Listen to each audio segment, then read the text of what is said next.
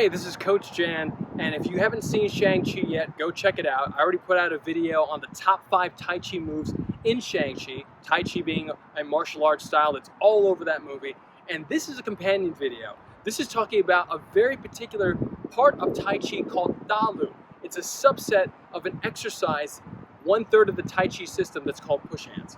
And they're very soft movements that build a lot of strength. And these particular Dalu movements have soft, strong grappling style movements and setups for big pushes, sumo wrestling style pushes, but also leg techniques. And all these wonderful techniques are woven together in this small system. And I want to show you a beginner's way to start Dalu. Before starting the basic kicking Dalu, this very beginner's version of Dalu, I recommend starting with single-handed push hands. Single-handed push hands is a very, very basic way to get into the art of push hands. You can find other videos of it on my channel that are a little bit more instructional, but we'll do a quick version of it right now. Lead hand, lead leg.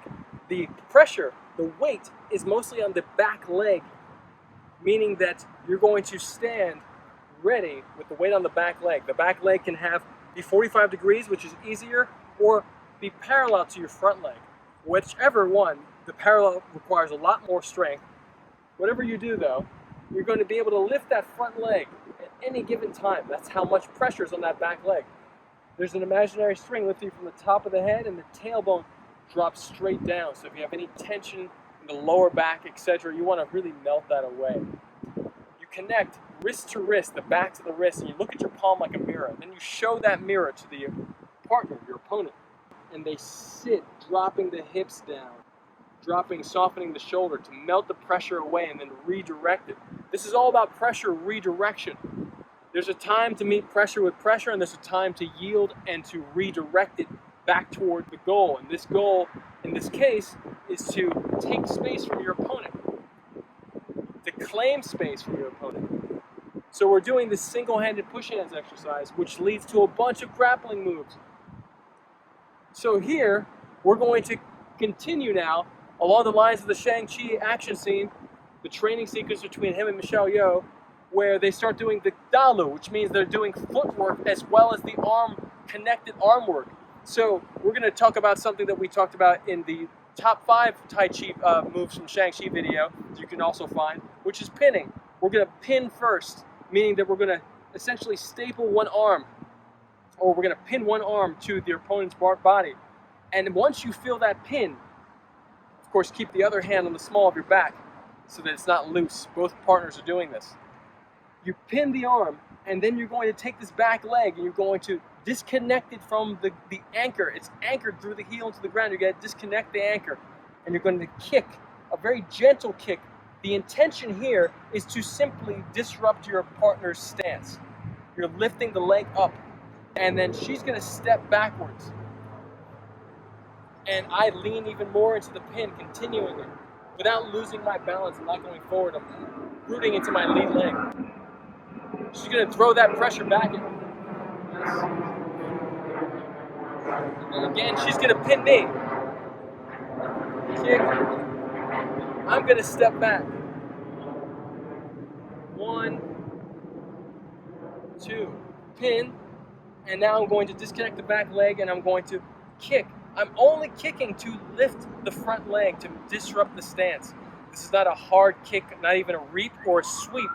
It's not any intention other than disrupt her stance. Doing this over and over again, you'll feel the work in the legs and the arms, the shoulders, the waist, the flexibility you're getting. And all of this is about the evolution to technique. We're not talking about doing a particular throw, a particular punch, kick, knee, etc. Any particular position other than what we're training right now, which essentially bridges between positions. So we're training transitions. It's one of the most important things you can do in martial arts. Lots of people know how to punch, kick, do particular throws, but do they know how to get to those moments, to actually achieve them in a repeatable fashion, in a way where the muscle memory allows you to think about other things other than the actual mechanics of the move. Meaning, can you strategize through feeling? Do your muscles know it well enough?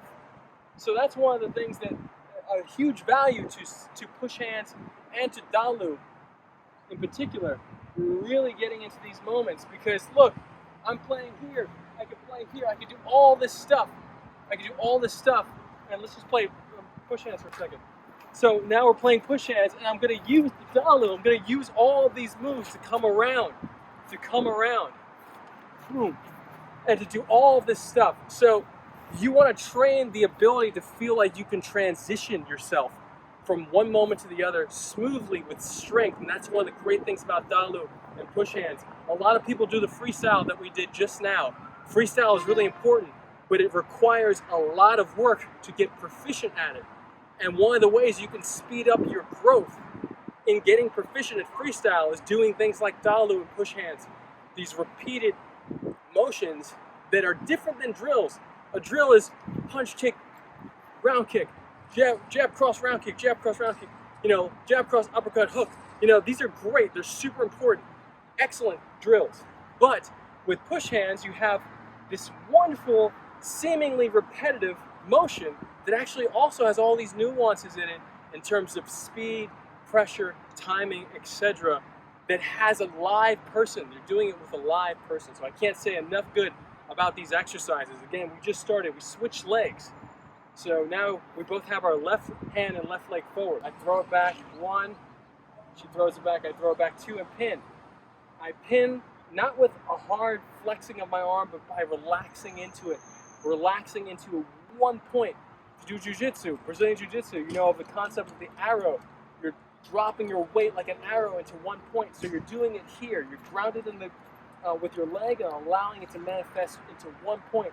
Any part of your body can do that pin. So I'm doing the pin, and then I'm going to step and lift that foot. She steps back, boom. I still keep the pressure going. She throws it back at me. And then she comes with the kick, boom, lifts my leg up.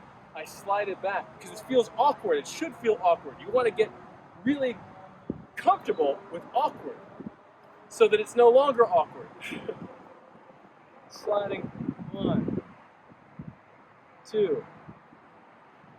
And just keep going until it doesn't feel, so you're like get burnt. Like feel the burn in the legs, so you feel tired. I highly recommend it.